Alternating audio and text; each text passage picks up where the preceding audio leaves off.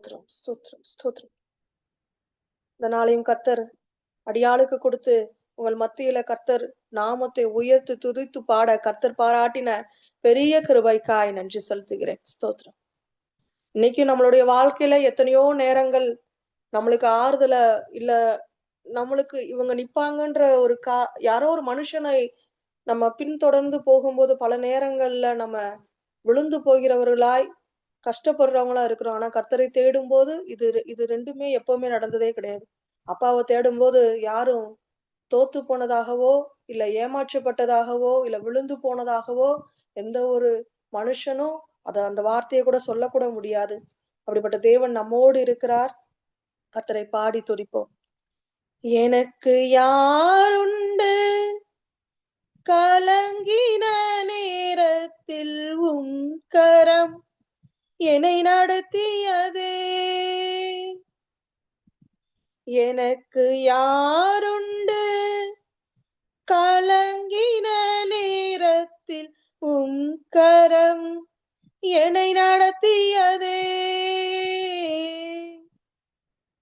உடைத்தீ உருவாக்கினீ சிக்ஷித்தீ சீர்படுத்தினீர் புடமிட்டீர் புதிதாக்கினீர் பிரித்தீர் பிரியாதிருந்தீர். எனக்கு யாருண்டு கலங்கின நேரத்தில் உம் கரம் என்னை நடத்தியது. பள்ளத்தின் நடுவில் நான் நடந்தேன், அச்சத்தின் உச்சத்தை பார்த்தேன். ஒளியில்லா இருளில் நான் நடந்தேன், இயேசுவில்லா வாழ்வை நான் வெறுத்தேன். பள்ளத்தின் நடுவில் நான் நடந்தேன், அச்சத்தின் உச்சத்தை பார்த்தேன்.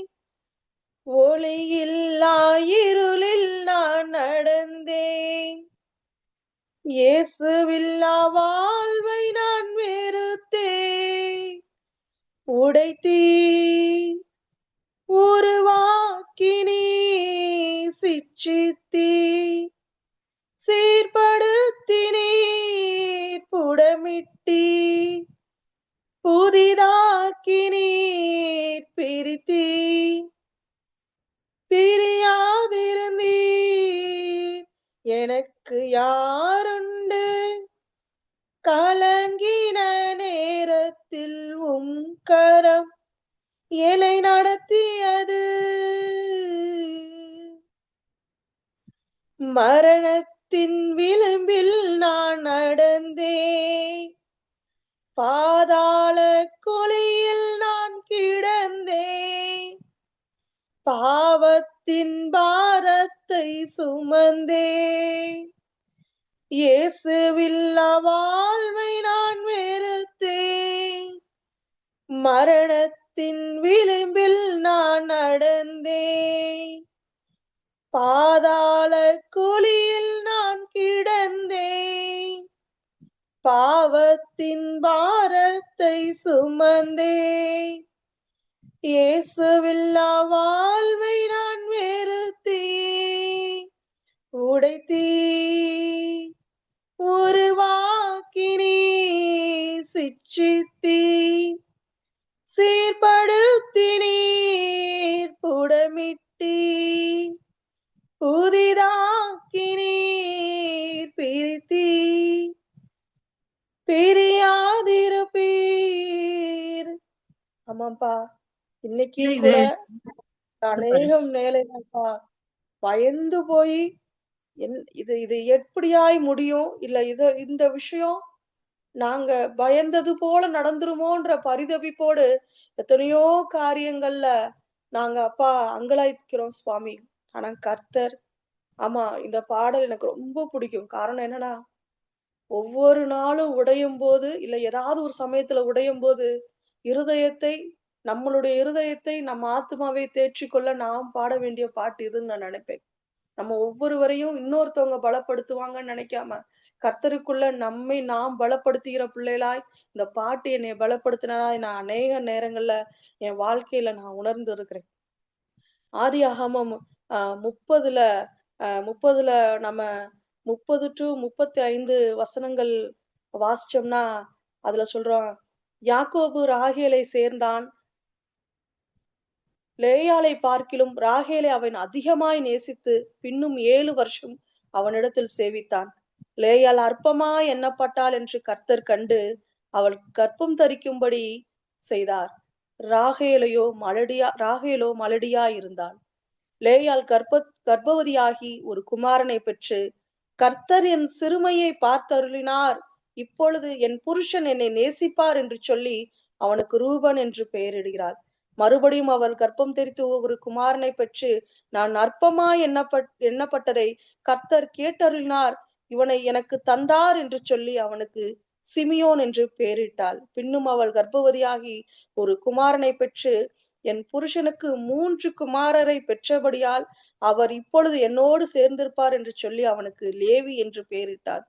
மறுபடியும் அவள் கர்ப்பவதியாகி ஒரு குமாரனை பெற்று, இப்பொழுது கர்த்தரை துதிப்பேன் என்று சொல்லி அவனுக்கு யூதா என்று பெயரிட்டான்னு சொல்லி நம்ம வாசிக்கிறோம். ராகேல் கர்த்தரை தேடுறதுக்கு பதிலாக தன் கணவனிடத்திலிருந்து அன்பு கிடைக்குமா கிடைக்குமான்னு ஏங்கி தவிச்சுதான் ஒவ்வொரு பிள்ளைக்கும் அவள் பேர், முதல் 3 பிள்ளைகளுக்கு அவள் பேர் வைக்கிறாள். ரூபன், சிமியோன், அப்படி லேவின்னு சொல்லி பேர் வைக்கிறாள். ஆனா 4வது குழந்தையாகிய யூதாவை பெறும்போது அவ வைக்கிறா, கர்த்தரை நான் துதிப்பேன். மனுஷன் இனி எனக்கு தேவையில்லை. அது கணவன் தேவையில்லைன்னு அர்த்தம் கிடையாது. மனுஷனுடைய அன்பு எனக்கு தேவையில்லை. நான் நேசிக்கிற என் கர்த்தருடைய அன்பு எனக்கு போதும் சொல்லிதான் அவருக்கு யூதா என்று பெயரிடுகிறார்.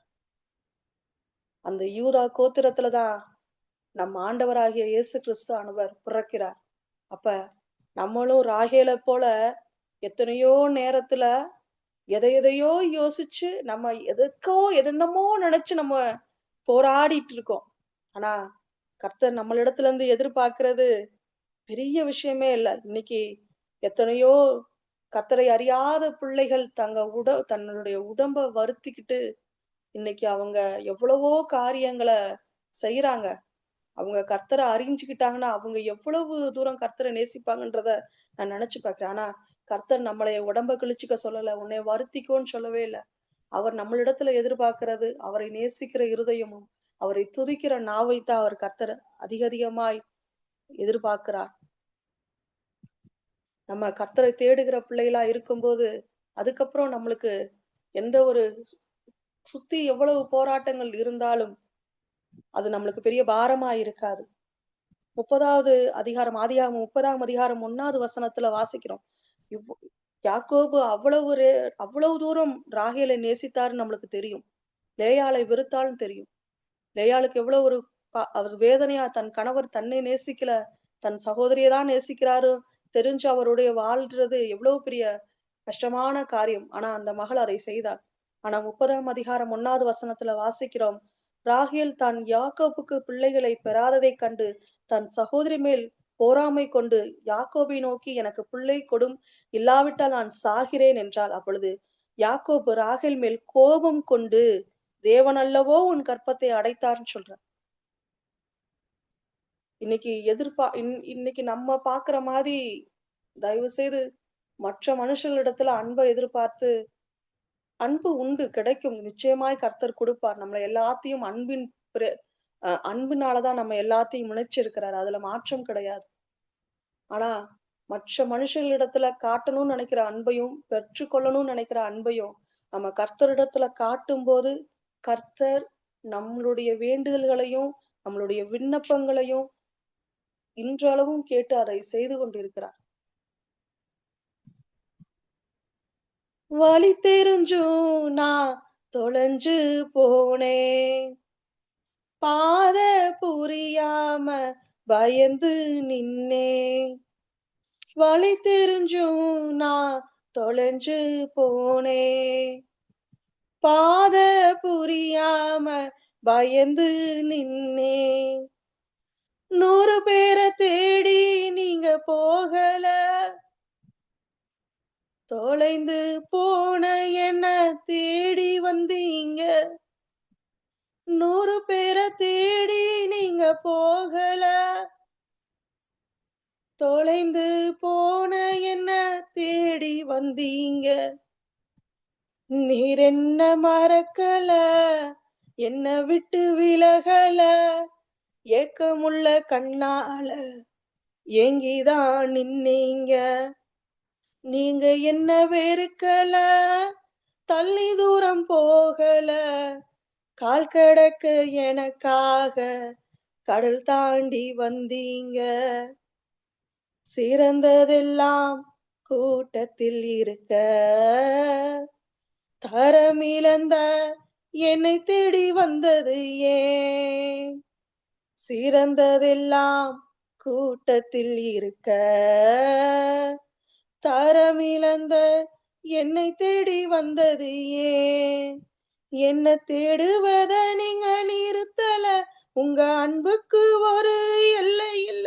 நீங்க தேடுவத நீங்க நிறுத்தல, உங்க அன்புக்கு ஒரு எல்லை இல்ல. புதிய துவக்கம் எனக்கு தந்தீங்க, உங்க தோளின் மீது சுமந்து வந்தீங்க. நீங்க என்ன மறக்கல, என்ன விட்டு விலகல, ஏக்கமுள்ள கண்ணால ஏங்கித்தான் நின்னீங்க. நீங்க என்ன வெறுக்கல, தள்ளி தூரம் போகல, கால் கடக்க எனக்காக கடல் தாண்டி வந்தீங்க. ஆமா, இன்னைக்கு கர்த்தர் நம்மளைய கடல் தாண்டி வந்து நம்மளைய அவரு தேடி வர்றதுக்கு காரணம், நம்மளிடத்துல அப்பா எதிர்பார்க்கிறது அன்பு மாத்திரம்தான். இன்னைக்கு அவரு அவரு அவர் நம்ம மேல வச்சிருக்கிற அன்ப கண்டிப்பா நிச்சயமாய் யாருமே அவருக்கு திருப்பி குடுக்கவே முடியாது. 99 ஆடுகள விட்டுட்டு சிதறிப்போன நம்மளுக்காக அவர் ஓடி வருகிறவராய், வருகிறவராய் இருக்கிறார். ஒரு நாளும் நம்மளைய வந்து விட்டு விலகுன தேவனாய், கைவிட்டு போனவரா எப்பவுமே அவர் நிற்கதியாய் நிக்க வைத்ததே இல்ல. நம்ம தான் விட்டுட்டு விட்டுட்டு அப்பப்போ ஓடிர்றோம். தூரமா ஓடிர்றோம். என்னமோ நம்மளுக்கு எல்லாமே தெரிந்த மாதிரியும், இல்ல நம்மனால இதெல்லாம் சாதிச்சுக்க முடியுன்ற எண்ணத்திலயும் நம்ம தான் விலகி ஓடுறோம். அவரை ஒரு நாளும், ஒரு காலமும், ஒரு நொடி பொழுதும் நம்மை விட்டு விலகல.